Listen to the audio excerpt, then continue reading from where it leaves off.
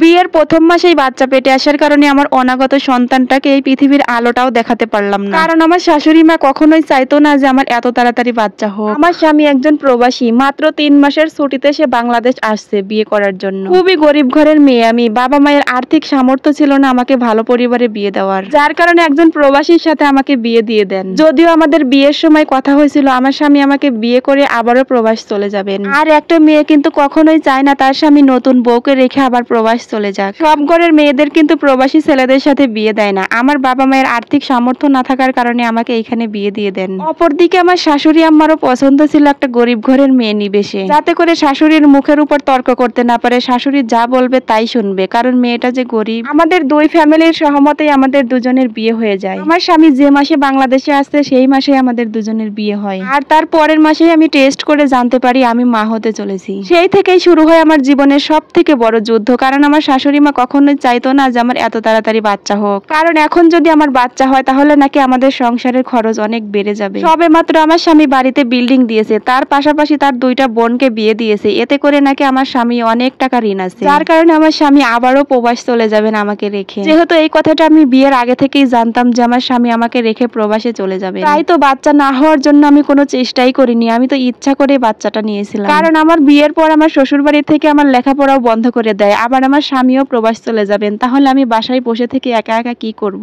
যার কারণে অনেক ভেবে চিন্তে আমি বাচ্চাটা নিয়েছিলাম, যাতে করে আমি ওর সাথেই সময় কাটাতে পারি। কিন্তু এতে শুরু হয়ে গেল আমার শাশুড়ি মায়ের আপত্তি, কেন আমি এখনই বাচ্চা নিলাম, আমি নাকি বয়সে অনেক বড়, যার ফলে নাকি আমার বিয়ে হওয়ার সাথে সাথে আমার পেটে বাচ্চা আসছে। আমার শাশুড়ি মা তো আমাকে অনেকবার করে বলছিল আমি যেন এই বাচ্চাটাকে নষ্ট করে দিই, কিন্তু আমি তো আমার ইচ্ছা মতো বাচ্চাটা নিয়েছি, আমি কি করে তাকে নষ্ট করে দিব। তখন আমি আমার স্বামীকে বললাম, আমার স্বামী তখন আমাকে বলে তোমার যেটা ইচ্ছা তুমি সেইটা করো, এতে আমার কোনো আপত্তি নেই। এই বলে কিছুদিনের মধ্যে আমার স্বামী প্রবাসে চলে যান। তারপর থেকে আমার শাশুড়ি মা আমাকে অনেক বোঝাতে লাগে, দেখো বৌমা এখনই তোমার বাচ্চা নেওয়ার বয়স হয়নি, তুমি বাচ্চাটা নষ্ট করে দাও। কিন্তু আমি আমার শাশুড়ি মায়ের পায়ে পর্যন্ত ধরেছি এই বাচ্চাটা রাখার জন্য। আমার স্বামীকেও আমি অনেকবার ফোন দিয়ে বলেছি, দেখো তুমি তোমার মাকে একটু বোঝাও না প্লিজ। তখন আমার স্বামী আমাকে উল্টে বোঝায়, মা যেহেতু রাখতে চাচ্ছে না তাহলে তুমি বাচ্চাটা অ্যাবর্শন করে ফেলো। আমি তো আমার স্বামীর কথায়ও রাজি হইনি। যেই মাত্র আমার স্বামী আমাকে এই কথা বলেছে তখনই আমি আমার বাবার বাড়িতে চলে গেছি। কিন্তু বাবার বাড়িতেই বা কতদিন থাকবো, বাবার তো অভাব অনটনের সংসার। আবারও ফিরে আসি শ্বশুর বাড়িতে। আর আমার শ্বশুর বাড়িতে যাওয়ার পর দেখি আমার শাশুড়ি মা রান্না বান্না করে আমার জন্য অপেক্ষা করছে, সে নাকি আমাকে একসাথে নিয়ে খাবে। তারপর আমরা রাতের খাবার খেয়ে ঘুমিয়ে যাই। ঠিক মাঝরাতে ঘুম থেকে জাগ না পাওয়ার পর দেখি আমার প্রচন্ড পরিমাণ পেটে ব্যথা করছে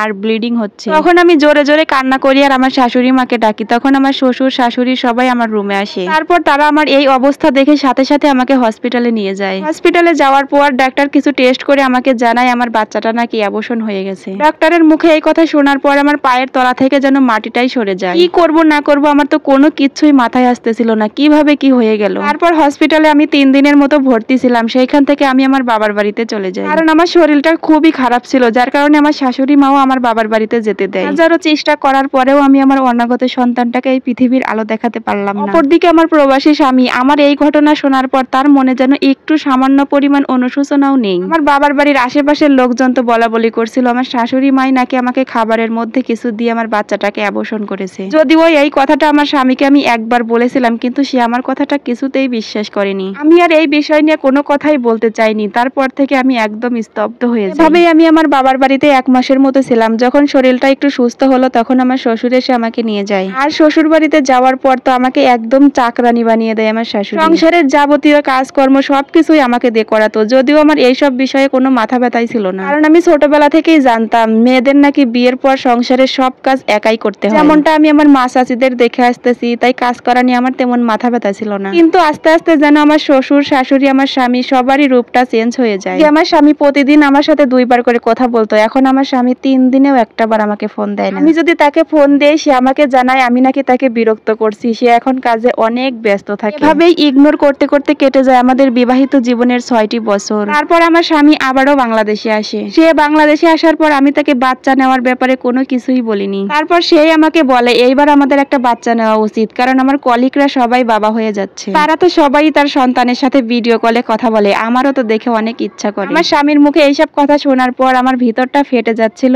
আর মনে মনে হাসতে ইচ্ছা করছিল। আর এইবার নাকি আমার স্বামী একবারে দেশে আসছে, সে নাকি আর প্রবাসে যাবে না। 1 বছর যাবত ধরে আমরা বাচ্চা নেওয়ার চেষ্টা করছি, কিন্তু এখন আমাদের বাচ্চা হচ্ছে না। আশেপাশে হুজুরদের কাছ থেকে পানি পড়া অনেক কিছুই খাওয়ার পর আমরা ডাক্তারের কাছে যাই। আর ডাক্তারের কাছে যাওয়ার পর আমাদের দুজনকেই টেস্ট করে ডাক্তার জানায় আমার স্বামী কখনোই বাবা হতে পারবে না, কারণ এই সমস্যাটা নাকি তার, আমার কোনো সমস্যা নেই। এখন আমার স্বামী আমার শাশুড়ি আমাকে অনেক আদর করে, আমি যেন তার ছেলেটাকে ছেড়ে না যাই। আল্লাহ ছাড় দেন কিন্তু কখনোই ছেড়ে দেন না। আল্লাহ দিয়ে ধন বোঝে মন, কেড়ে নিতে কতক্ষণ। আচ্ছা যাই হোক, এই সম্পূর্ণ স্টোরিটা কিন্তু এক আপুর লাইফ থেকে নেওয়া।